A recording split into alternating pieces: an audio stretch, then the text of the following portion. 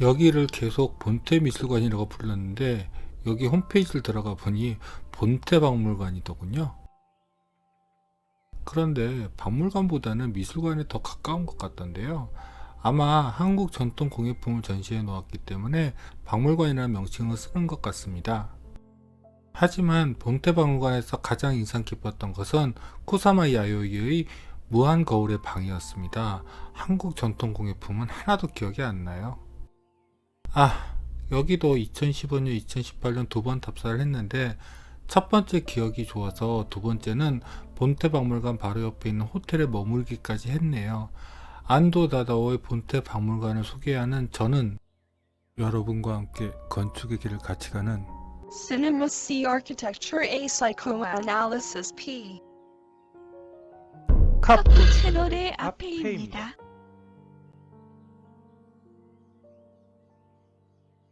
자, 이제 본태박물관의 위치를 한번 볼까요? 본태박물관은 한라산 서쪽 산길석에 이렇게 위치하고 있습니다. 예, 저기 보이는 게 바로 본태박물관입니다. 본태박물관 옆에 디 아넥스 호텔이 있는데요.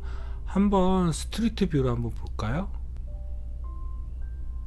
예, 저기 보이는 게 바로 본태박물관입니다. 그리고 저쪽에 보이는 게 디 아넥스 호텔이고요. 디 아넥스 호텔까지는 안도다다오가 디자인한 것 같지는 않습니다. 그런데 이렇게 길에서는 사실 본태박물관이 잘 보이지는 않습니다. 지도로 좀 자세히 살펴볼까요? 바로 여기에 본태박물관이 있습니다. 아까 전 말했던 디 아넥스 호텔은 옆에 딱 붙어 있고요. 그리고 이 아래에 위치하고 있는 것이 이타미준의 수풍석 뮤지엄을 방문할 수 있는 비오토피아 레스토랑입니다. 나중에 또 이 수풍석 뮤지엄을 소개할 날이 있을 것입니다. 자, 이제 본격적으로 본태박물관을 살펴볼까요? 사실 본태박물관은 이 전체 전경으로 보시면 알 수 있듯이 전체 건물의 모습을 명확하게 파악하기 힘듭니다. 본태박물관은 크게 4개의 건물체로 나눠져 있습니다. 다른 안도의 작품들은 건물들이 떨어져 있어도 어떻게든지 연결시키려고 애를 쓰는데 본태박물관은 그렇지 않습니다. 여기서 제일 먼저 살펴볼 곳은 바로 박물관 티켓과 기념품을 파는 본태샵입니다. 본태샵은 전형적인 안도의 작품 같은 느낌이 그대로 녹아 들어가 있습니다. 저렇게 바로 보아도 여기를 접근하려면 쉽게 접근할 수가 없죠. 본태샵을 가려면 이렇게 연속 순로로 만든 안도 특유의 건축적 산책로를 따라서 돌아 들어가야 합니다. 그래도 가격이 낮아서 다행이라고 해야 하나? 이 건축적 산책로를 통해서 본태샵을 마치 하나의 작품처럼 감상하면서 접근해야 합니다. 불편하지요. 하지만 이 불편함이 바로 안도 건축의 본질이니까 뭐라 하지 마세요. 본태샵으로 가시려면 이쪽으로 가시면 안 됩니다. 이쪽은 뮤직홀로 가는 길이고 이리로 돌아가셔야 합니다. 모퉁이를 도시면 바로 이렇게 뒤쪽으로 올라갈 수 있는 계단이 나옵니다. 그리고 여기 1층에는 외부 화장실이 배치되어 있는 것 같은데 정확한 기억은 아닙니다. 아까 전 계단을 올라오시면 이렇게 본태샵으로 들어갈 수 있는 입구가 나옵니다. 그런데 유리창에 위치하기에 동그라미들을 왜 이렇게 많이 붙여놨죠? 본태샵에서 가장 주력으로 밀고 있는 기념품은 쿠사마 야오이와 관련된 것들이었습니다. 창문에 둥근 시트지들을 잔뜩 붙여놓은 것도 쿠사마 야오이에 대한 홍보적인 성격이 강합니다. 근데 안도가 이렇게 디자인했을까요? 제 개인적인 의견으로 안도가 이걸 허락했을 리가 없을 것 같은데요. 이건 아무리 봐도 이 본태 박물관 관장님의 취향이 아닌가 합니다. 원래 관람을 하게 되면 제1, 2, 3관 순서대로 구경을 하기에 좀 동선이 직관적이지는 않습니다. 저는 처음에는 2관 보고 1관, 3관을 보았던 것 같은데 두 번째는 또 달랐고요. 그래서 헷갈리지 않게 바로 1관부터 한번 살펴보겠습니다. 습관적으로 이 박물관의 동선을 이해하기 힘든 것은 저 박물관의 입구 때문입니다. 저 가벽 때문에 일관과 이관의 진입이 헷갈리거든요. 저 가벽 안쪽으로 들어가면 이관으로 가야 하고 일관은 가벽 바깥쪽으로 진입을 하셔야 합니다. 즉 저쪽으로 가셔야지 일관으로 들어갈 수 있다는 것입니다. 만일 안도가 한옥의 공간을 이해하고 여기를 설계했다면 일관은 사랑채이고 저 한식담은 안채를 가리는 담이라고 할 수 있겠네요. 근데 정말 그렇게 설계한 것일까요? 우연히 이런 공간이 되었을까요? 먼저 본태 박물관 내부 평면도를 구하지 못해서 네이버 지도에서 캡처한 이 항공사진을 가지고 계속 본태 박물관을 소개할 수밖에 없는 사정 이해 부탁드립니다. 이쪽의 램프를 쭉 따라가시면 일관의 외부 공간을 경험할 수 있습니다. 그런데 가시면 제1관을 들어가는 동선으로 실제로 많이 활용되는 것은 바로 저 브릿지를 통해서 1관의 2층으로 들어가는 것입니다. 그래서 사실 1관의 외부 산책길이 왜 필요한지는 잘 모르겠습니다. 다만 정말로 본태 박물관을 한옥 공간을 적용해서 디자인한 것이라면 정말 한옥의 공간을 제대로 이해한 것이라고 볼 수 있습니다. 저 앞에 가려져 있는 기와로 만든 돌담, 보통 와담이라고 하는 담은 한옥 전통 건축이 가지고 있는 공간적인 기능과 성격을 완벽하게 현대화한 것이라고 볼 수 있습니다. 그런데 설마요. 만일 정말로 그렇다면 한국 건축가들은 창피한 줄 알아야 합니다. 아까 전 말씀드렸던 진입로로 들어왔을 때 보여지는 모습입니다. 제가 이 공간에 대해서 특별한 감성을 느끼지 못했던 것은 두 번 답사 때 모두 여기에 물이 흐르지 않았기 때문일 수도 있습니다. 지니어스 로사이에서도 말씀드렸는데 원래 이 공간에 물이 잔잔하게 흐르고 이것이 벽을 따라서 흐릅니다. 그런데 겨울에 답사를 해서 그걸 경험해보지 못해서 이 공간의 느낌을 정확하게 이해하지 못하겠네요. 경사로를 내려오면 이쪽에도 출구가 있습니다. 다만 이 출구는 좀 사용하기 어색합니다. 이 입구가 바로 본태 카페 입구이기도 하거든요. 한쪽은 본태 카페로 들어가고 한쪽은 제 일관으로 들어갈 수 있는데 막상 여기 공간들을 잘 이해 못하면 그냥 본태 카페로 들어가는 출입구로 오해해서 이리로 제 일관을 들어가는데 주저하시는 분들이 생길 것 같습니다. 제 일관의 정면입니다. 사실 이 모습은 그렇게 멋져 보이지는 않습니다. 뭔가가 좀 부족하다는 느낌이 드는 것은 왜 그런 것일까요? 다만 이 앞에서 바라보는 전경은 멋있습니다. 앞에 연못이 펼쳐져 있어서요. 개인적으로 저기 앞에 보이는 호텔 부분도 없었으면 더 좋겠다는 생각은 드는데요. 너무한 건가요? 이쪽으로 더 오시면 여기에 조그마한 조각공원이 위치하고 있습니다. 뭐 조각공원이라고 하지만 실제로 전시된 것은 한두 개밖에 없습니다. 제 일관은 바로 옆에 뮤직홀이 붙어 있습니다. 하지만 여기는 오픈되지 않아서 내부 공간이 어떤지는 잘 모르겠네요. 제 일관은 이렇게 뮤직홀을 중간에 두어서 본태샵이랑 연결하였습니다. 여기에 경사대지를 잘 활용한 것으로 느껴지는데요. 역시 안도를 지역주의 건축가로 봐야 하는 걸까요? 자, 이제 일관 내부를 보러 갑시다. 아까 전 말씀드린 대로 제 일관을 접근하는 동선 중 가장 편한 게 바로 이쪽으로 오셔서 이 브릿지를 건너가는 것입니다. 브릿지의 모습입니다. 사실 이리로 제 일관을 들어가는지 모르고 그냥 이 브릿지를 건너갔습니다.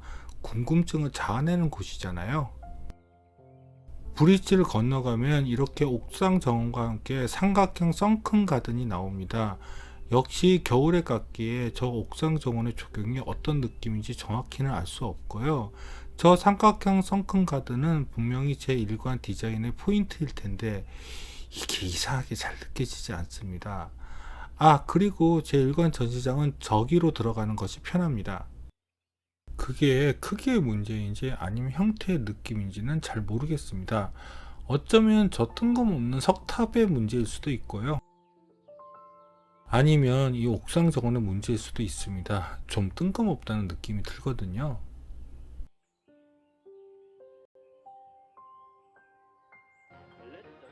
이제 제1관 내부로 들어가 보겠습니다. 아까 전에 보여드린 2층 출입구로 들어갔습니다. 첫 번째도 두 번째도 이리로 들어간 거 보면 이게 원래 안도가 의도했던 전시 동선이 아니었나 싶네요.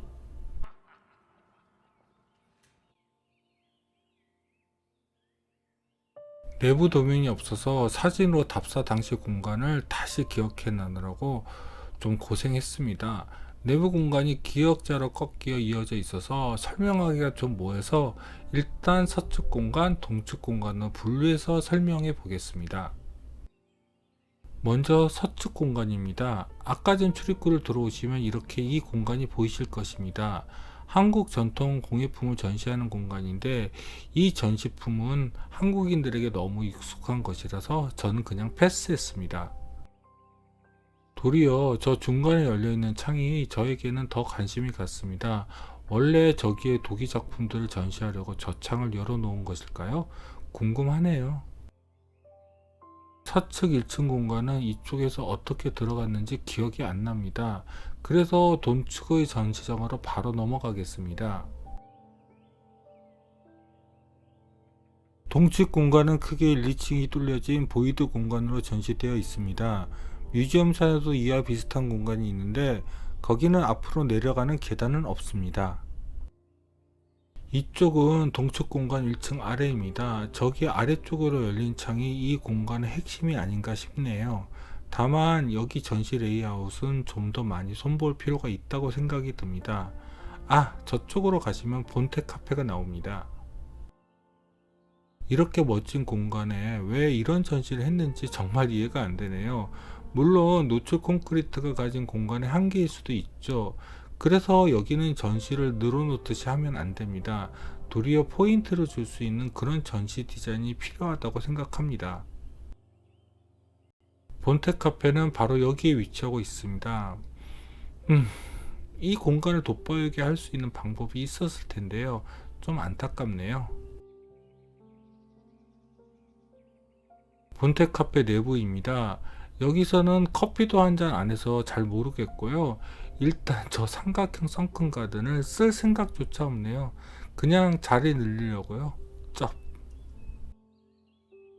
자, 이제 제 2관으로 넘어가 보겠습니다. 2관의 입구는 이쪽이긴 한데 사실 이관을 제일 느낄 수 있는 것은 바로 이쪽 길로 가시는 것입니다. 이관은 이쪽으로 들어가시면 됩니다. 저렇게 가벽 사이에 와담을 세워 놓으니 한옥의 내외당 같은 기분이 나네요. 이관의 입구는 바로 이쪽입니다. 정말 안채에서 내부 출입을 사랑채나 외부에도 보이지 않게 공간을 배치하는 한옥의 구성 방법 그대로이네요. 하지만 역시 이관의 외부는 이 와담을 따라서 이쪽으로 돌아 들어가는 것입니다. 저 모퉁이를 돌아가 볼까요? 다만 이 공간에 대해서는 해석이 분분할 수 있겠네요. 어떻게 보면 안채의 노마루를 형상화한 것으로 볼 수도 있고 아니면 그냥 안도의 공간놀이라고 볼 수도 있고요. 그런데 이 공간 보는 재미가 있어요. 여기에 수공간이 제대로 작동한다면 또 다른 느낌이 나겠지요. 정말 한옥의 공간 느낌이 풀풀 나는데요. 이쪽 담을 넘어서 보면 다음의 모습이 보입니다. 바로 이관의 본체가 이렇게요. 커튼홀로 내부가 환하게 드러나지만 저 한옥의 와담이 시선적인 분리를 합니다. 한옥에서 안채는 프라이빗한 앞마당이 특징인데 딱 그렇죠?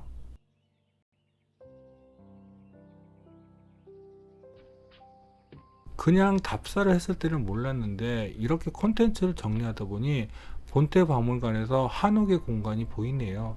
사전조사 좀 하고 갈 걸 그랬어요.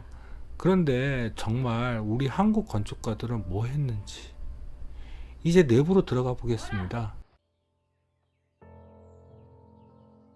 이쪽이 아까 전 출입구입니다. 들어오시면 신발을 슬리퍼로 갈아 신으셔야 하고요.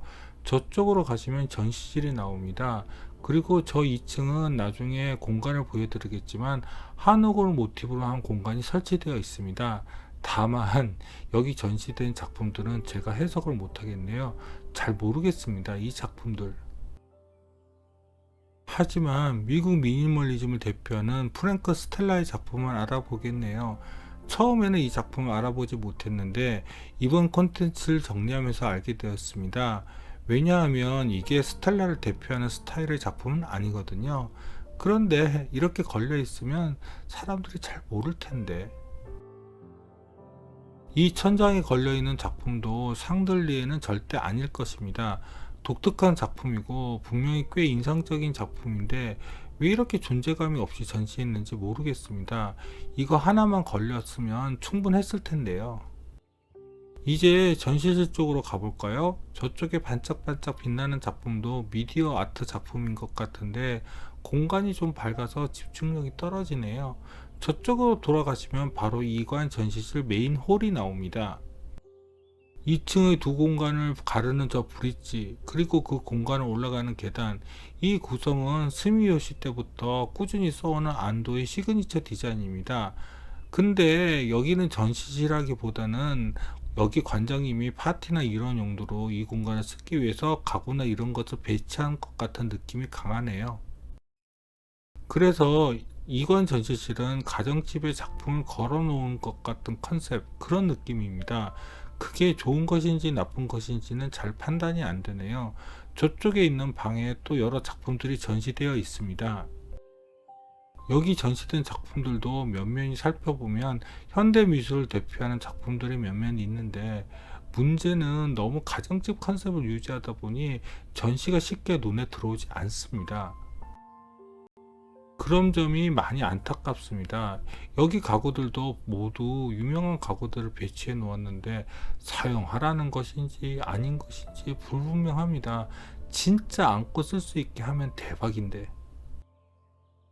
자, 그럼 2층으로 올라가 볼까요? 의외로 한쪽이 유리 커튼월인데 1층에서는 이상하게 그 커튼월의 느낌이 들지 않습니다. 그리고 이 계단, 안도의 계단, 직원 너무 안전하게 재료를 사용했다고 할까요? 우드 플로링 계단 마감이라니요. 그리고 이 계단 난간도 안도답지 않습니다. 다른 안도의 작품을 보면 정말 심플하게 유리로 난간을 만드는데 여기는 안전을 너무 생각했더라고요. 앞에서 말씀드린 것처럼 브릿지로 인해 2층의 공간은 둘로 나눠져 있습니다. 저쪽으로 가시면 2층 전시실이 있습니다. 한국의 미술관에서 백남준 작품이 빠지면 안 되지요. 그 유명한 백남준의 첼로도 있네요.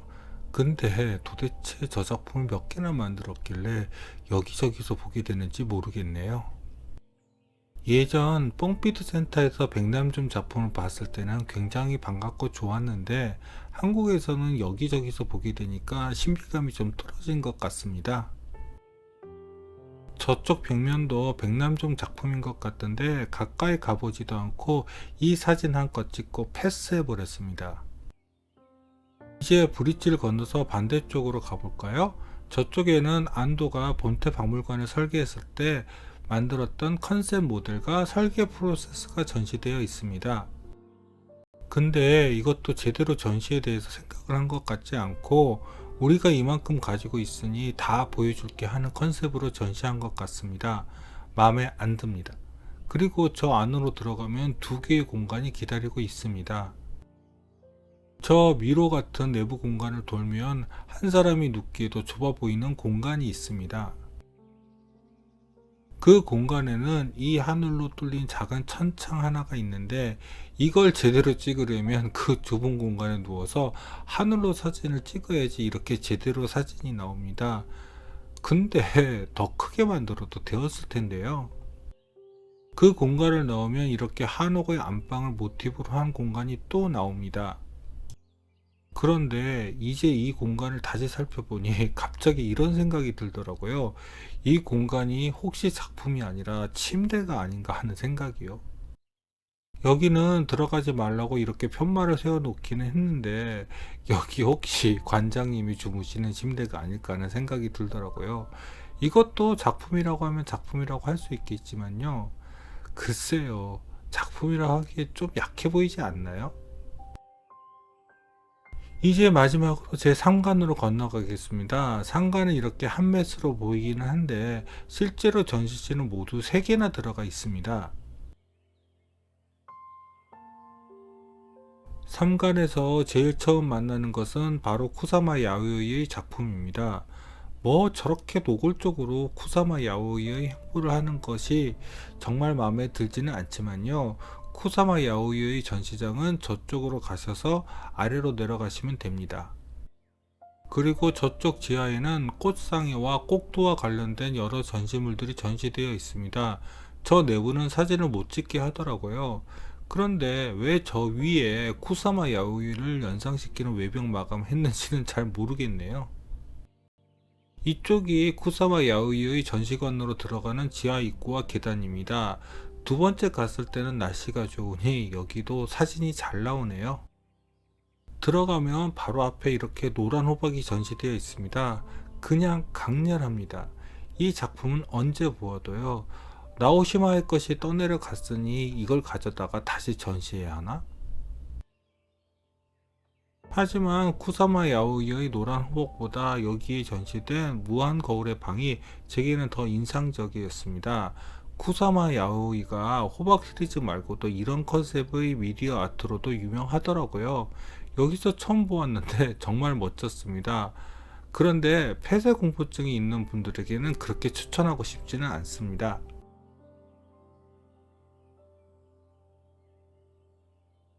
꽃상여 꽃두 전시장으로 가는 길입니다.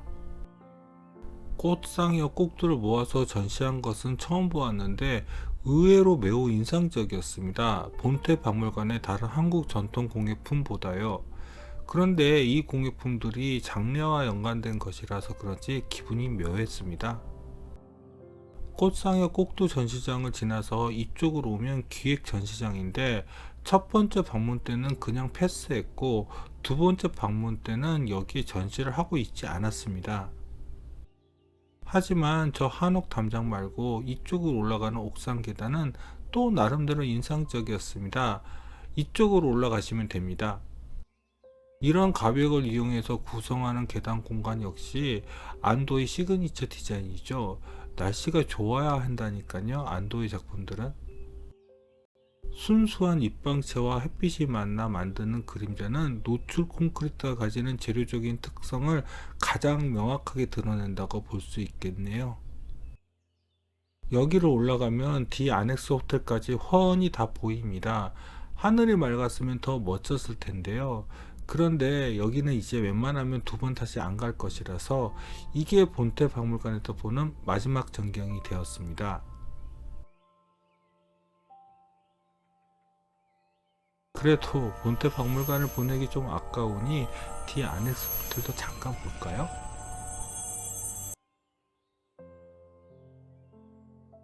D 아넥스 호텔도 이렇게 하늘에서 보니 은근히 본태 박물관 일관과 배치가 비슷해 보이기는 하네요. 그런데 안도가 이 호텔을 디자인한 것 같지는 않습니다. D 아넥스 호텔은 그렇게 높은 호텔은 아닙니다. 3층 높이밖에 안 되지만 여기가 한라사 중턱에 있어서 여기 풍경이 나쁘지 않습니다. 나름 괜찮았던 호텔로 기억하고 있습니다. D 아넥스 호텔에서 본 풍경입니다. 여기서는 멀리 삼방산까지 보이네요. 뭐랄까 좀 한국에서는 흔히 볼 수 없는 그림이 눈앞에 펼쳐져서 좋았습니다. 여기서 하늘이 더 맑았으면 좋았을 텐데요. 이제 제주도의 안도 작품들을 다 털었네요. 제가 알고 있는 한우로는요. 이제 다음은 뮤지엄산입니다. 사실 뮤지엄산을 그렇게 높게 치지는 않았는데 안도 콘텐츠를 정리하다 보니 뮤지엄산이 한국에서 안도가 작업한 작품 중 제일 낫다는 생각이 들더라고요. 그럼 다음 콘텐츠 기대해 주시고 구독과 좋아요 부탁드리며 이상 카프 채널의 아피였습니다.